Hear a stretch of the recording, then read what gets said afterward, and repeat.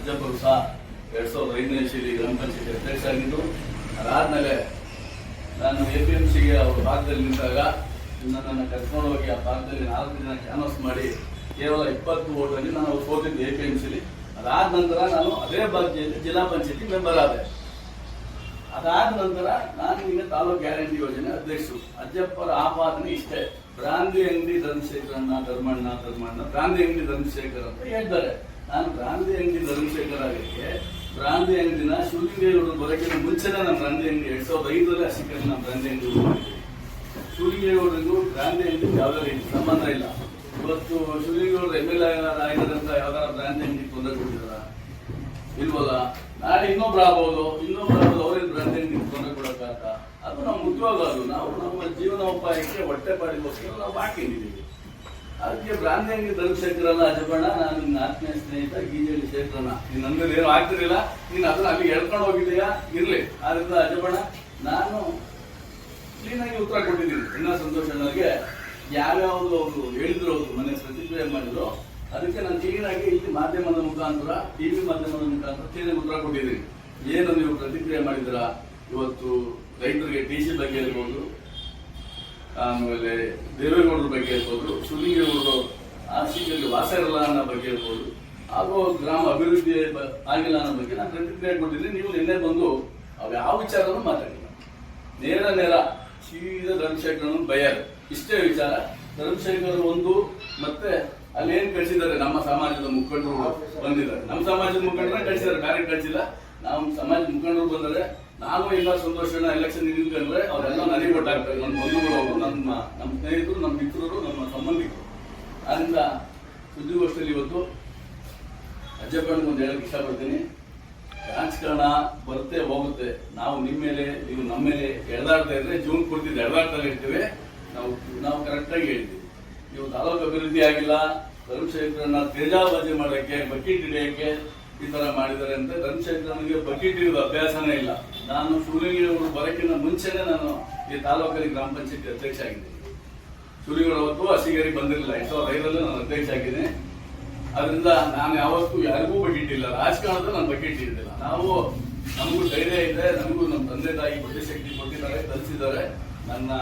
ನನ್ನ ತಿಳುವಳಿಕೆ ಬಗ್ಗೆ ನಾನು ರಾಜಕಾರಣ ಮಾಡಿ ಇವತ್ತು ನಾನು ಬಕೀಟ್ ಹಿಡಿಯೋದೇ ಸರಿ ಆಯ್ತು. ಅಧ್ಯಕ್ಷ ಆಗ್ಬೇಕಾರ ಯಾರ ಸಹಕಾರದಿಂದ ಅಧ್ಯಕ್ಷ ಆದ್ರೆ ಮುಖಂಡು ಸಹಕಾರದಿಂದ ಅಧ್ಯಕ್ಷ ಆದ್ರೆ.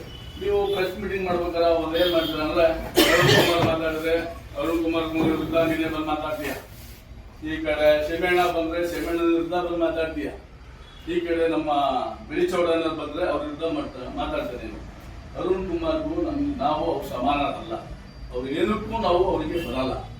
ಅದರಿಂದ ಅವ್ರ ಬಗ್ಗೆ ಮಾತಾಡ್ಬೇಕಾದ್ರೆ ನಾವು ಹಿಂದೆ ಮುಂದೆ ಯೋಚನೆ ಮಾಡಿ ಮಾತಾಡಬೇಕು.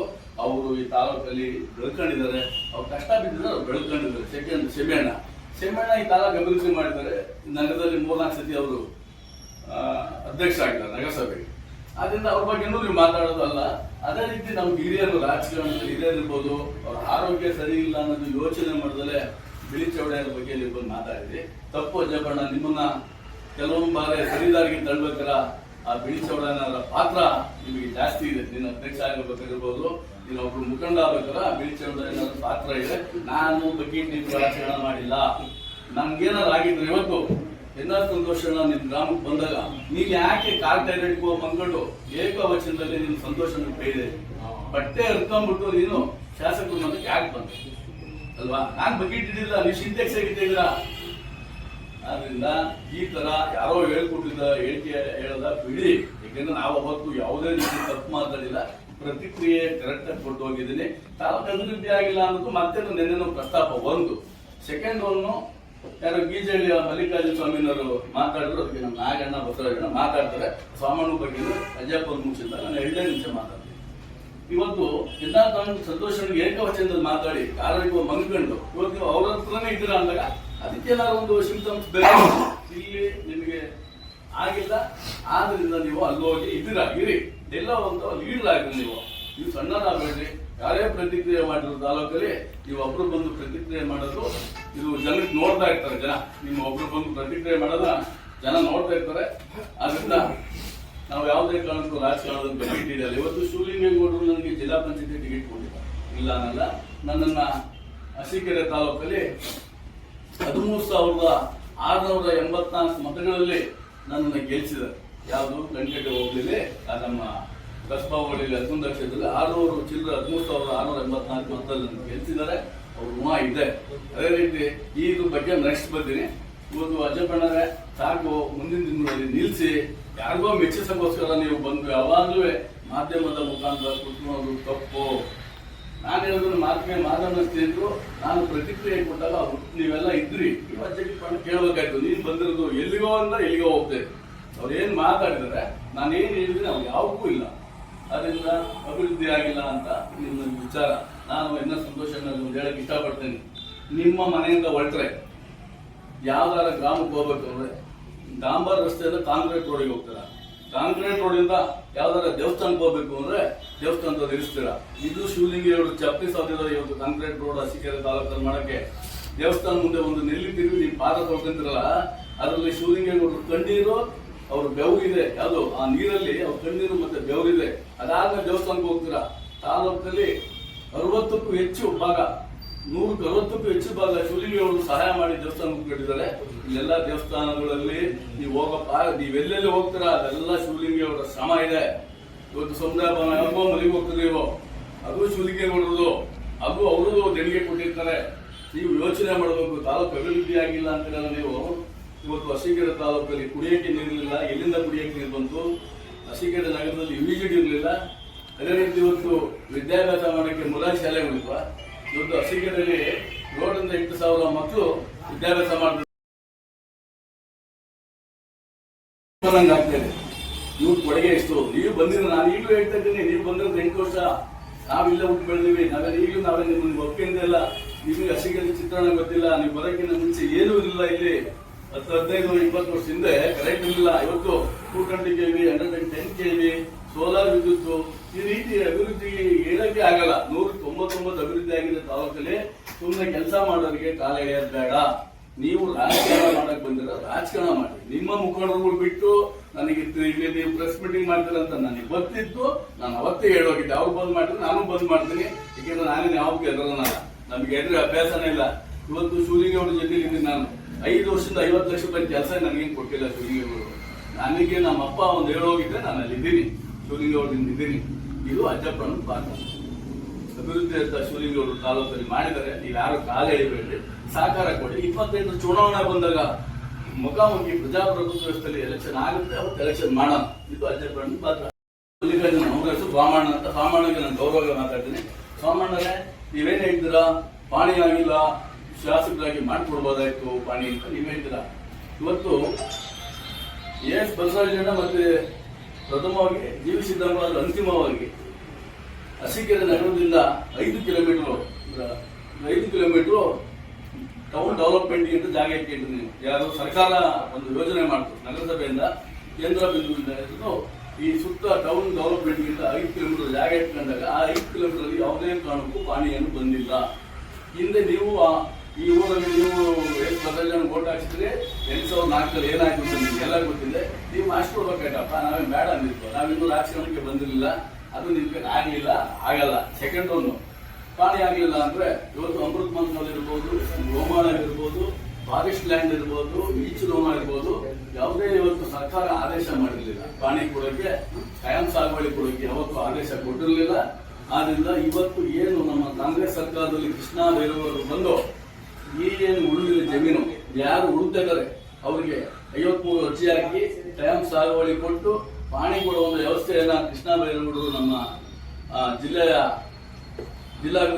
ಮಿನಿಸ್ಟರ್ ಮಾಡಿದ್ದಾರೆ. ಆದ್ರಿಂದ ಇವಾಗ ಯಾವುದೇ ಊರಲ್ಲೂ ನಾವು ಪಾಣಿ ಕೊಡೋದಂಗೆ ಇಲ್ಲ. ಎಲ್ಲ ಊರಿಗೂ ಪಾಣಿ ಕೊಡುವಷ್ಟು ವ್ಯವಸ್ಥೆ ಮಾಡಿದ್ದೀವಿ. ರಾಗಿ ವ್ಯವಹಾರದಲ್ಲಿ ಯಾವುದೇ ಅನ್ಯಾಯ ಆಗಿಲ್ಲ. ಪಾಣಿ ಬಂದಕ್ಕೆ ರಾಗಿ ಬಿಟ್ಟಿದ್ದಾರೆ, ಅದೇ ಪ್ರಶ್ನೆ ಅಲ್ಲ. ಸೆಕೆಂಡ್ ಒಂದು ಏನ್ ಹೇಳ್ತಾರೆ ನೀವು ಅಂದ್ರೆ, ಧರ್ಮಶಂಕರ್ ಅವರೇ ನೀವು ಒಬ್ಬಂದ ಜಿಲ್ಲಾ ಪಂಚಾಯತ್ ನಿಂತು ಗೆಲ್ರಿ ಅಂತಾರೆ. ನಾನು ನಿಂತು ಗೆಲ್ಲೋದು ಆಮೇಲೆ. ನನಗೆ ನನ್ನ ತಂದೆ ಹೇಳೋ ಇದ್ದಾರೆ ಏನ್ ಮಾಡ್ಬೇಕು ಏನ್ ಮಾಡ್ಬೇಡ ಅಂತ ಹೇಳೋ ಇದ್ದಾರೆ. 1.5 ವರ್ಷ ಹಿಂದ್ಗಡೆ ಶಿವಲಿಂಗೇಗೌಡರಿಗೆ ನಾಗಣ್ಣ ಹೋಗಿ ಹೇಳಿ ಬಂದಿದ್ದೆ, ನಮ್ಮ ಅಪ್ಪನಿಗೆ ಹೇಳಿದಾರೆ ಅಂತ. ಅದು ನಿಮಗೆ ಹೇಳೋ ಅವಶ್ಯಕತೆ ಇಲ್ಲ. ಯಾರು ಸೋಮಣ್ಣ, ನಿನಗೆ ನಾನು ಹೇಳೋ ಅವಶ್ಯಕತೆ ಇಲ್ಲ. ಅದರಿಂದ 1 ಜಿಲ್ಲಾ ಪಂಚಾಯತಿ ಎಲ್ಲ ಅರಸೀಕೆರೆ ತಾಲೂಕಲ್ಲಿ 6 ಇದಾವೆ. 6ರಲ್ಲಿ ಎಲ್ಲಿ ನಿಂತು ನನಗೆಲ್ಲ ತಾಕತ್ ನನಗಿದೆ. ನನ್ನ ಒಂದು ಒಂದು ಚೈತನ್ಯ ಇದೆ, ನನ್ನ ವಿಶ್ವಾಸ ಇದೆ. ನಾನು ಒಂದು ವರ್ಗದ ನಾಯಕ ಅಲ್ಲ. ನಾನೇ ನೀವೇನು ನಮ್ಮ ಸಮಾಜದಲ್ಲಿ ಕುಶಲ ಕೂತಿದ್ರೆ ಆ ನಾಯಕ ಅಲ್ಲ. ನಾನು ಸರ್ವ ಧರ್ಮದ ನಾಯಕ. ಎಲ್ಲರನ್ನೂ ನಾನು ಪ್ರೀತಿ ಮಾಡ್ತೀನಿ. ನನ್ನಲ್ಲಿ ಜಾತಿ ಇರೋದೇ ನನಗೆ ಗೊತ್ತಿಲ್ಲ. ನನ್ನೆಲ್ಲ ಸಮಾಜವನ್ನು ಪ್ರೀತಿ ಮಾಡೋದಕ್ಕೆ ತಾಲೂಕಲ್ಲಿ ನನ್ನ ಜನ ಗುಟ್ ಮಾಡಿದ್ದಾರೆ. ಆಯ್ತು, ನಾನು ಜಿಲ್ಲಾ ಪಂಚಾಯತ್ ಗೆದ್ದಲ್ಲ ಅಲ್ಲಿರ್ಲಿ. ಇವತ್ತು ನೀವೇನ್ ಹೇಳಿರಿ, ಸಂತೋಷ್ ಅಣ್ಣರಿಗೆ 4 ಕೋಟಿ ಜಾಸ್ತಿ ಹಾಕ್ಸ್ಬಿಟ್ಟೆ, MP ನಾವು ಬೂತ್ ಲೀಡ್ ಆಯ್ತು ಅಂತ ಹೇಳಿದ್ವಿ. ಸಂತೋಷ್ ಅಣ್ಣರಿಗೆ 4 ಕೋಟಿ ಜಾಸ್ತಿ ಹಾಕ್ಬೋದಲ್ಲ, ಅದು ಜಾತಿ ಬೇರೆ ರಾಜಕೀಯ. ಆ ಎಲೆಕ್ಷನ್ ಅಲ್ಲಿ ನನ್ನ ಪಕ್ಕದ ಗ್ರಾಮ ಬರ್ತದೆ. ನನ್ನ ಪಕ್ಕದ ಗ್ರಾಮ ಬರೋದ್ರಿಂದ 5 ಓಟು 3 ಓಟು 1 ಓಟು ಜಾಸ್ತಿ ಹಾಕ್ಸ್ತೀರ ಇರ್ಲಿ. MP ಬಂದಷ್ಟೇ ದೇಶ ಅನ್ನೋದು ಬರುತ್ತೆ, ಎಲ್ಲ ಊರು ಬರುತ್ತೆ. ಅದು ದೇಶಕ್ಕೆ ಪ್ರತಿಕ್ರಿಯೆ ಎಲ್ಲರಿಗೂ ಇರುತ್ತೆ. ಅದಕ್ಕೆ MP ಆಗ್ತೀರ ಅಲ್ವೇನಪ್ಪ? ಆಯ್ತು, ಯಾಕೆ ಗ್ರಾಮ ಪಂಚಾಯತಿಲಿ 30 ವರ್ಷದಿಂದ ನೀವು ಒಬ್ರು ಗೆಲ್ಲಕ್ಕಾಗ್ತಲ್ಲ ನನ್ನ ವಿರುದ್ಧ ಗ್ರಾಮ ಪಂಚಾಯತಿಲಿ ಯಾಕೆ ನೀವು ಯಾರು ಗೆದ್ದಿಲ್ಲ? ಒಂದ್ ತಿಳ್ಕೊಳ್ರಿ, ನಮಗೆ ರಾಜಕೀಯ ಗುರುಗಳು ಚಂದ್ರಣ್ಣರಿದ್ರು. ಪಾಪ ಅವರು ನನ್ನ ರಾಜಕೀಯವಾಗಿ ಬೆಳೆಸರು. ಅದಕ್ಕಿಂತ ಮುಂಚೆ ನನ್ನ ನಾಗಣ್ಣನೇ ರಾಜಕೀಯ ಗುರುಗಳು. ಯಾಕಂದ್ರೆ ನಮ್ಮ ಫ್ಯಾಮಿಲಿ ಮೆಂಬರ್ ಇರ್ಬೋದು, ರಾಜಕೀಯ ಧೈರ್ಯ ತುಂಬೋದು ನಾಗಣ್ಣ. ಯಾಕಿಂತ ಈಗ ನೀನು ಇನ್ನು ಬರೇ 30 ವರ್ಷದಿಂದ ಅವ್ರಿಗೂ ನಿಲ್ಸ್ಬಿಟ್ಟು ಅವ್ರ ಮನೆ ಹಾಳು ಮಾಡ್ತಾ ಇದ್ರಲ್ಲಪ್ಪ, ಅವ್ರನ್ನ 10-15 ಲಕ್ಷ ಖರ್ಚು ಮಾಡಿ ಈ ಸತಿ ನೀನ್ ನಿಂತ್ಕೋಬೇಕು. ನೀನ್ ಹೇಳಿದ್ಯಾ ನೀನ್ ನಿಂತ್ಕಂತ, ನನಗೆ ನೀನ್ ಹೇಳಕ್ ಯಾರು ಅಲ್ಲ, ನೀನೇ ಹೇಳಿದ್ರೆ ನಾನು ಹೇಳ್ತೇನೆ. ಗ್ರಾಮ ಪಂಚಾಯತ್ಗೆ ಸೋಮಣ್ಣ ನೀನ್ ನಿಂತ್ಕ. ನೀನ್ ಗೆದ್ರೆ ನೀನೇ ನನಗೆ ಹೂವಿನಾರ ಹಾಕ್ತೀನಿ ಹೇಳಿಲ್ಲ. ನಿಮ್ಮ ಮನೆ ಹತ್ರ ಬಂದು ನನಗೆ ನೀವು ಹೂವಿನಾರ ಹಾಕಿ ನಾನು ನಿಮ್ಮ ಮನೆ ನೀರು ಕುಡಿದು ಬರ್ತೀನಿ, ಗ್ರಾಮ ಅಭಿವೃದ್ಧಿ ಮಾಡುವಂತ ಹೇಳ್ತೀನಿ. ನಿನ್ ತರ ಖಾಲಿ ಕೆಲಸ ನಾನು ಮಾಡಲ್ಲ. ನಮ್ಮೂರು ಅಭಿವೃದ್ಧಿ ಆಗಬೇಕು. ಆದ್ರಿಂದ ನೀವು ಇವೆಲ್ಲ ಬಿಟ್ಬಿಡು.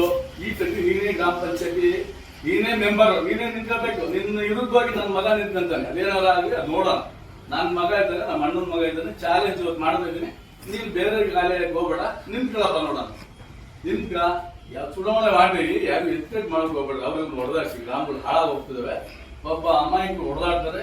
ಅದರಿಂದ ಮುಂದಿನ ದಿನಗಳಲ್ಲಿ ಗೀಳಳ್ಳಿ ಗ್ರಾಮ ಪಂಚಾಯತಿಯಲ್ಲಿ ಮುಂದಿನ ಗ್ರಾಮ ಪಂಚಾಯತಿ ಚುನಾವಣೆಯಲ್ಲಿ ಸ್ವಾಮಣ್ಣನೇ ಎಲೆಕ್ಷನ್ ನಿಂತ್ಕೊಂತಾರೆ. ಎಲ್ಲ ಮಾತಿಲ್ಲ.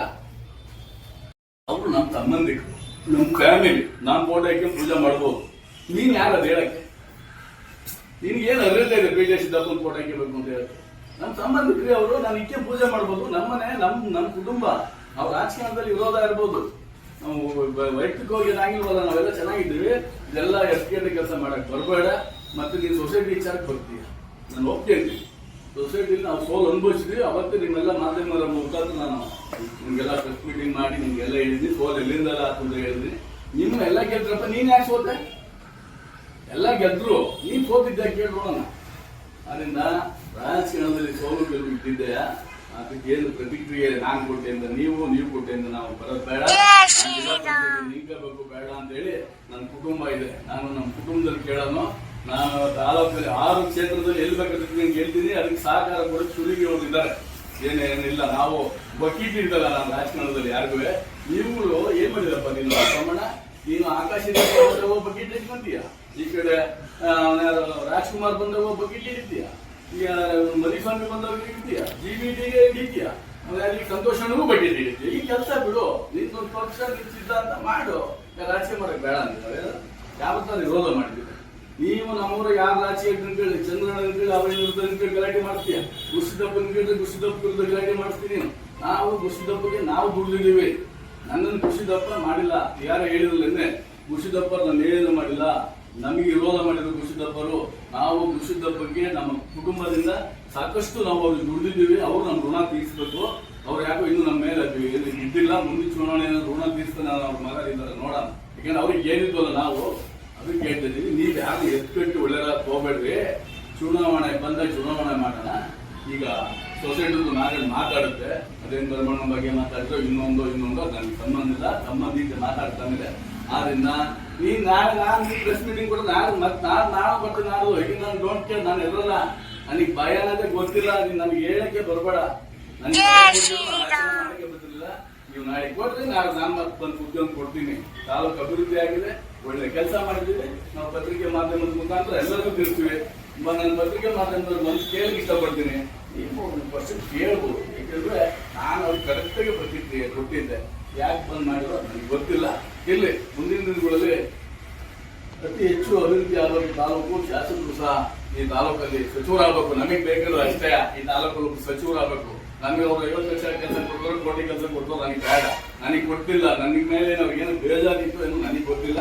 ತಾಲೂಕಲ್ಲಿ ನನ್ನನ್ನು ಗ್ಯಾರಂಟಿ ಯೋಜನೆ ಅಧ್ಯಕ್ಷ ಮಾಡಿದ್ರೆ ಆ ಗುಣ ನನ್ನ ಮೇಲೆ ಬಹಳ ಇದೆ. ಜಿಲ್ಲಾ ಪಂಚಾಯತ್ ನನ್ನ ಬಹುಮತದಲ್ಲಿ ಗೆಲ್ಸಿದ್ರು. ಟಿಕೆಟ್ ಕೊಡ್ತಿದ್ದೆ 3 ವರ್ಷ ಗೆಲ್ತಾರೆ, ಗೆಲ್ತಿ ಹೋಗುತ್ತಾ ಅವ್ರು ಒಂಥರ ಸೈಕಾಲಜಿ ಮೈಂಡ್ ಅವರಿಗೆ ನಾಳೆ ಏನಾಗುತ್ತೆ ಅಂತ ಇವತ್ತು ಹೇಳ್ತಾರೆ. ಅದರಿಂದ ಯಾರನ್ನೋ ಒಪ್ಸಕ್ಕೋಸ್ಕರ ನೀನ್ ಬಂದ್ ಕುತ್ಕ ಬೇಡ, ನೀನ್ ಕುತ್ಕೊಂಡಿದ್ರ ಮಾಡಿದ್ರ ಅಜ್ಜಪ್ಪಣ್ಣ ನಿನಗೆ ಒಳ್ಳೇದಾಗಲಿ. ಮುಂದಿನ ದಿನ ಮಾತಾಡ್ಬೇಕಾರ ಸಾಧಕ ಬಾಧಕಗಳನ್ನ ನೋಡಿ ಆರೋಗ್ಯಕರವಾಗಿ ಮಾತಾಡ್ಬೇಕು. ಯಾಕಂದ್ರೆ ಅರುಣ್ ಕುಮಾರ್, ಚೆನ್ನಣ್ಣ, ಚೌಡಪ್ಪರು ಮುಖಂಡರ ಮೇಲೆ ಮಾತಾಡ್ಬೇಕಾರ ಎಲ್ಲ ತಿಳಿದಿದೆ. ಸಾಧಕ ಬಾಧಕ ನೋಡಿ ಅವ್ರ ಬಗ್ಗೆ ಮಾತಾಡೋದು. ಯಾಕೆಂದ್ರೆ ಅವ್ರು ಯಾರು ನಾವೇನು ಅಲ್ಲ, ನಾವು ಬಡವರಾಗೆ ಇರ್ತೀವಿ, ಶ್ರೀಮಂತರಾಗಿ. ಆದ್ರಿಂದ ಇವತ್ತು ಪತ್ರಿಕಾ ಮಾಧ್ಯಮದಲ್ಲಿ ನಮಗೆ ಸಾಕಷ್ಟು ಸಮಯ ಕೊಟ್ಟಿದ್ದೀರಾ. ಇಬ್ಬರು ಬೇರೆ ವಿಚಾರಗಳು ಮಾತಾಡ್ತಿದ್ದಾರೆ, ಮಾತಾಡಲಿ. ವಾಮಣ್ಣನವರು ರೈತರ ಪರ ಹೋರಾಟ ಮಾಡ್ತಿರೋದ್ರಿಂದ ನಮ್ಮೆಲ್ಲ ಸಂತೋಷಣ್ಣವರು ಭಾಷಣದಲ್ಲಿ ಹೇಳಿದ್ರು, ರೈತರ ಪರ ಹೋರಾಟ ಮಾಡೋದು ನೀವು ಅಸೃಷ್ಟ ಹಾಕೊಂಡು ತಾರಕ ಬಿತ್ತಕ ಯಾಕಪ್ಪ ವಿಷ ಕುಡಿತೀರಾ? ಯಾರು ನೋಡಿದ್ರ ತಾಲೂಕಲ್ಲಿ, ಜಿಲ್ಲೆಯಲ್ಲಿ, ರಾಜ್ಯದಲ್ಲಿ ಯಾರವ ಬೇರೆ ರೈತರಿಗೆ ಅನುಕೂಲ ಮಾಡಕ್ಕೆ ವಿಷ ಕುಡಿಯೋದು ಇಲ್ವಲ್ಲ? ಅಂತಾರೆ ಯಾಕೆ ವಿಷ ಕುಡಿತೀಯ ಅಂತದೇನಾಗಿದೆ ದಂಡಿ ಕೂತ್ಕೊಂಡ್ಬಿಡೋದು ಮನೆ ಮುಂದೆ. ಅದಕ್ಕೇನಂತ ಇದರಿಂದ ಈ ತರದ್ದು ಯಾರಿಗೂ ಹೌದಾ ಮಾತಾಡ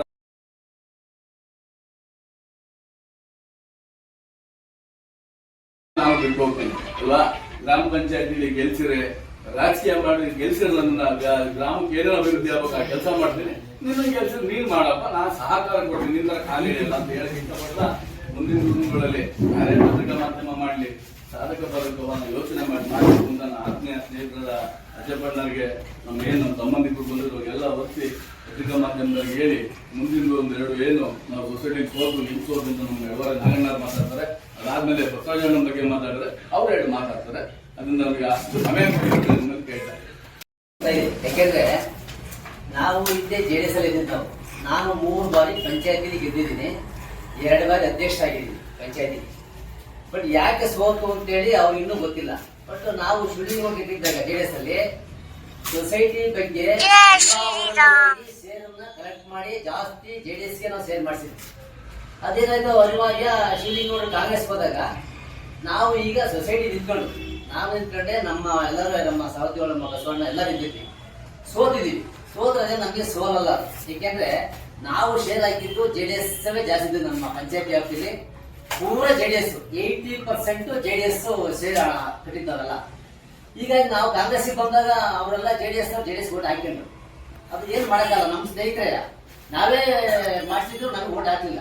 ಬಟ್ ಅದೇ ಸೋಲುತ್ತದೆ. ಒಂದ್ ಕಡೆ 7-8 ಓಟಲ್ಲಿ ನಾವು ಸೋತಿದ್ದೀವಿ. ಸೋತ್ರು ನಾವು ಪ್ರತಿಕ್ರಿಯೆ ಕೊಟ್ಟಿದ್ದೀವಿ. ಅವ್ರು ಹೇಳಿದ್ರು ಯಾರಿಂದೆಲ್ಲ ಸೋತಿದ್ದೀವಿ ಅಂತ. ನಾವು ಯಾರಿಂದಲೂ ಸೋತಿಲ್ಲ. ನಮ್ಮ ಸ್ನೇಹಿತರುಗಳೇ ನಮ್ಮನ್ನ ಸ್ವಲ್ಪ ಮುರ್ಸಾಯ್ತು, ಸೋತಿದ್ದೀವಿ. ಅದನ್ನ ಮತ್ತೆ ಪುನಃ ಹೇಳುವಂತ ಅವಶ್ಯಕತೆ ಇಲ್ಲ. ಆಯ್ತು, ಮುಂದೆ ನೆಕ್ಸ್ಟ್ ಚುನಾವಣೆ ಬರ್ತವೆ, ನೀವು ಇಲ್ಲಿ ಪ್ರತಿಕ್ರಿಯೆ ಕೊಟ್ಟಿರಲ್ಲ, ತಕ್ಕಂತೆ ಗೆಲ್ರಿ, ನಾವು ಫೇಸ್ ಮಾಡ್ತೀವಿ. ನಾವೇನು ಮೂಲೆ ಗೊತ್ತಿಲ್ಲ ಸೋತಿದ್ದೀವಿ ಅಂತ.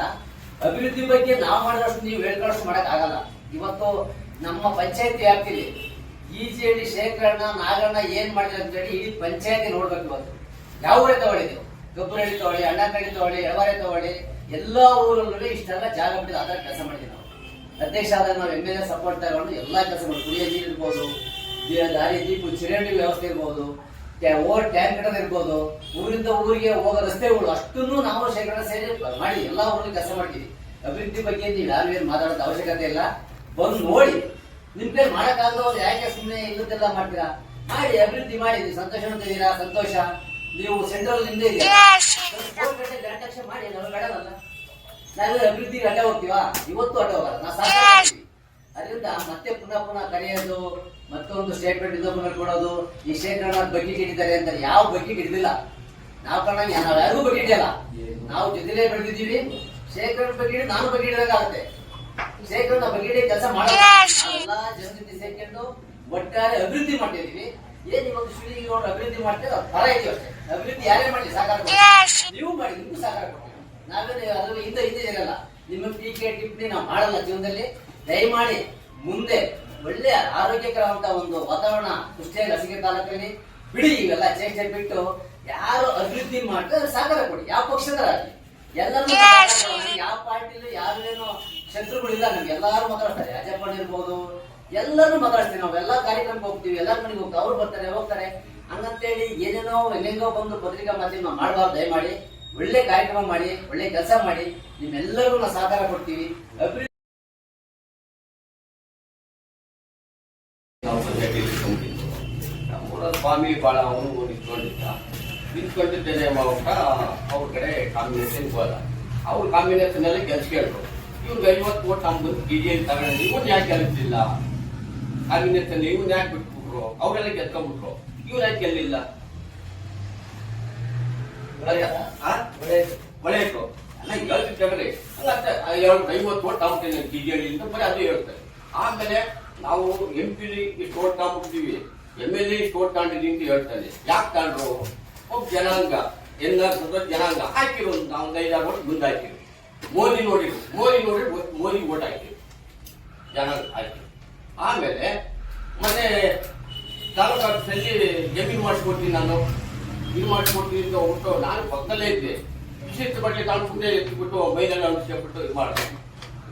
ಜಮೀನು ಮಾಡಿಸ್ಕೊಟ್ಟ ಸುಮ್ಮನೆ ಕೊಳ್ಳಾಗೋದು. ಆಮೇಲೆ ಧರ್ಮಶೇಖರ್ ಡಿಜೆಲಿ ಏನ್ ಮಾಡಿದ್ದಾರೆ ಅಂತ ಹೇಳ್ತಾರೆ. ಇವತ್ತು 1-2 ಕಣ ಮಾಡಿದ್ದಾರೆ. ಇವತ್ತು ಯಾರು ಒಬ್ಬರು ಕಣ ಕೆತ್ತಿ ಸಗಣಿ ಹಾಕಿ ಯಾರು ಬೆಳೆಯಲ್ಲ. ಇವತ್ತು ಪ್ರತಿಯೊಬ್ಬರು ಆ ಕಣದಲ್ಲಿ ಹುಲ್ ತುಳಿಸ್ತಿದ್ದಾರೆ. ಪಕ್ಕದೂರವರು ಬಂದು ಹುಲ್ ತುಳಿಸೋಡು ಹೋಗ್ತಾರೆ. ನಮ್ಮೂರ ಯಾರು ಬೇಡ ಅನ್ನಲ್ಲ. ಆಮೇಲೆ ಅವ್ರು ತ್ವಾಟ ಸೀದಾ ರೋಡ್ 5 ಕ್ಲಾಸ್ ರೋಡ್ ಇತ್ತು, ನಮ್ಮ ತ್ವಾಟಕ್ಕೆ ರೋಡ್ ಬಂದಿಲ್ಲ. ಸಿಮೆಂಟ್ ರೋಡ್ ಪಕ್ಕ ಸೀದಾ ಇದ್ದೋರು ಹೋಗ್ತಾರೆ. ಆಮೇಲೆ ಅವ್ರ ಮನೆ ಮುಂದೆ ದೇವಸ್ಥಾನ ಬಂದೆ ಆ ಸಿಮೆಂಟ್ ಹಾಕೂಡುದು ಅಂತ ಬಹಳ ಅರ್ಜಿ ಕೊಡೋದು ಕೇಳ್ತಾರೆ, ಇದು ಮಾಡೋದು ಕೇಳ್ತೀವಿ. ಇವತ್ತು ಕೆಲಸ ಟ್ಯಾಕ್ಸ್ ಅವರೇ ನಿಂತ್ಕೊಂಡ್ರೆ ಕಾರ್ ಅವರೇ ನಿಂತ್ಕೊಂತಾರೆ. ಅಭಿವೃದ್ಧಿನೇ ಮಾಡಿಲ್ಲ ಅಂತ ಹೇಳ್ತಾರೆ. ಇವತ್ತು ಛತ್ರ ಬಂದು ನಮ್ಮೂರಲ್ಲಿ ಒಂದು ಛತ್ರ ಆಗಿತ್ತು. ಇವತ್ತು ಬಡವ್ರು ಹೋಗ್ರು, ನಾವು ಬಡವ್ರು ಅಸಿಕೇರಿ ಬಂದು ಒಂದು ಛತ್ರ ಎಷ್ಟು ಒಂದು 50,000 ಲಕ್ಷ ರೂಪಾಯಿ ಬಾಡಿಗೆ. ಇವತ್ತು ನಮ್ಮೂರು ಛತ್ರ ಅದೇ ಬಾಡಿಗೆ ಕೊಡೋ ದುಡ್ಡು ಸಾಮರ್ಥ್ಯದಾಗೆ ನಾವು 5 ಕ್ಲಾಸಿಗೆ ಇದು ಮಾಡ್ಕೊಂಡ್ಬಿಡ್ತೀವಿ. ಅದಕ್ಕೆ ಬೇರೆ ಫೈಟ್ ಮಾಡಿಲ್ಲ. ಇವತ್ತು ಎಲ್ಲ ಅದೇ ಅವರೇ ಬರ್ತಾರೆ, ಇವತ್ತೆಲ್ಲ ಬಂದು ನೋಡ್ತಾರೆ. ಇವೆಲ್ಲ ಯಾಕೆ ಮಾತಾಡ್ಬೇಕು? ಆಯ್ತು, ಇವರು 4-5 ಸಲ ಗೆದ್ರು, ಸುಮ್ಕೆ ಗೆದ್ಬಿಟ್ರ? ಇವ್ರು ಕಣ್ಣು ಮುಚ್ಚೆ ಇವ್ರು ಒಬ್ಬರೇ ಮಾಡಬೇಕಾಗುತ್ತಾ? ಜನ ಒಳ್ಳೇದು ಮಾಡೋದಕ್ಕೆ ಹೌದಾ? ಜನ ಕಡೆ ಒತ್ತದು. ನೀನು ಮಾಡು, ನೀನು ಅಭಿವೃದ್ಧಿ ಮಾಡಪ್ಪ, ಗೆಲ್ಲು, ಸಂತೋಷ. ನಮ್ಮೂರೊಳಗೆ ನೀವು ಗೆದ್ದಿ ಅಂತ ನೀವೊಂದು ಹೂವಿನ ನಾವು ಹಾಕಿಬಿಡ್ತೀವಿ. ಜನ ಒಳ್ಳೇದು ಮಾಡೋದಕ್ಕೆ ಒಳ್ಳೇದು ಕೈ ಬಿಡಲಿಲ್ಲ ಜನ ನಮ್ಮೂರಲ್ಲಿ. ಇನ್ನು ನಾಳೆಗೂ ಬಿಡಲ್ಲ. ರಾತ್ರಿ ನಾವು ಚಾಮಿನಾಶಿ ಐತೆ ಅಂತಾನೆ, ಯಾರು ಗೊತ್ತಿತ್ತಾ? ಅವ್ನಿಗೆ ಗೊತ್ತಿತ್ತ? ಅವ್ರಿಗೆ ಕೇಳ್ತಾರೆ ಕಷ್ಟ ಸುಖ ಏನಾರ. ದೊಡ್ಡಷ್ಟು ಹೋಗಿ ನಾನು ಇಕ್ಕತ್ತೀನಿ ಹೇಳಲ್ಲ. ಅವ್ರ ವಾತಾವರಣ ನೋಡ್ತಾರೆ, ಮನೆ ವಾತಾವರಣ. ಇವ್ರ ಹತ್ರ ಈಗೋ ಇಲ್ಲವೋ ಅಂತ ಫಸ್ಟ್ಗೆ ಹೋಗಿ ನಾನು ಸಾಮರ್ಥ್ಯ ನಾನು ಇಕ್ಕಂತ ಹೇಳಲ್ಲ. ಅವ್ರ ವಾತಾವರಣ ನೋಡ್ತಾರೆ, ಮನೆ ವಾತಾವರಣ. ಪಾಪ ಇವ್ರ ಹತ್ರ ಈಗೋ ಇಲ್ಲವೋ ಏನೋ ನೀವು ಬಂದು ಹಿಂಗಂತ ಅಂತಾರೆ ಅಂತ ನೀವು ಏನು ಮಾತಾಡಲ್ಲ. ಯಾರ ಅಕ್ಕಪಕ್ಕ ಬಂದ ಜನ ಹಿಂಗೀತೆ ಅಂತ ಅವಾಗ ಎಲ್ಲ ಶಿಕ್ಷೆ ಮಾಡ್ತಾರೆ. ಇಂಥವ್ರನ್ನ ಸುಮ್ಮನೆ ಏಕಾಕಿ ಹಂಗ್ ಮಾತಾಡಿ ಹಿಂಗ್ ಮಾತಾಡೋದು ಕೆಟ್ಟು ಪಾಠ ಸಂತೋಷ. ಸ್ವಾಮಿ ನಿಂತ್ಕೊಂಡ್ಬಿಡ್ಲಿ, ಊರಿನ ನಾವು ಹಾಕ್ಬಿಡ್ತೀವಿ. ಅಷ್ಟು ಬಿಟ್ಬಿಟ್ಟು ಸುಮ್ಮನೆ ಊರಿಗೆ ಏನೋ ಅಭಿವೃದ್ಧಿ ಆಗಂತದ ಬರೀ ಕಿಟಕಿರಿ ಮಾಡೋದು. ಅವ್ರು ನೀರು ಎತ್ಕೊಂಡು ಮಣ್ಣು ನೋಡಿ ಮನೆ ಒಂದ್ 10 ಜೋಡಿ ಮಣ್ಣು ಬೇಕಾಗಿದೆ. ಹೇಳ್ತೀನಿ ಇರ್ಲಿ, ಫೋನ್ ಮಾಡೋದು, ವಿಲೇಜ್ ಬಂದು ಫೋನ್ ಮಾಡೋದು, ತಹಸೀಲ್ದಾರಿ ಮಾಡೋದು. ಅವರು ಹೊಡ್ಕೊಂಡು ಬೇಡ ಅಂತಾರ. ಅಲ್ಲ ಹೇಳಿದ್ರು ಇವ್ನ ಅಟ್ಯಾಕ್ ಮಾಡಿದ್ರು. ಈಗ ಅವ್ರು ಬಂದು ಒಂದು ಒಡೆಯಂಗಿತ್ತು, ಅವರು ಇದೇ ದ್ವೇಷ ಬೆಳೆಸ್ತಾರೆ. ಅಲ್ಲ ಇದೇ ದ್ವೇಷ ಬೆಳೆಸ್ತಾರೆ ಊರಲ್ಲಿ.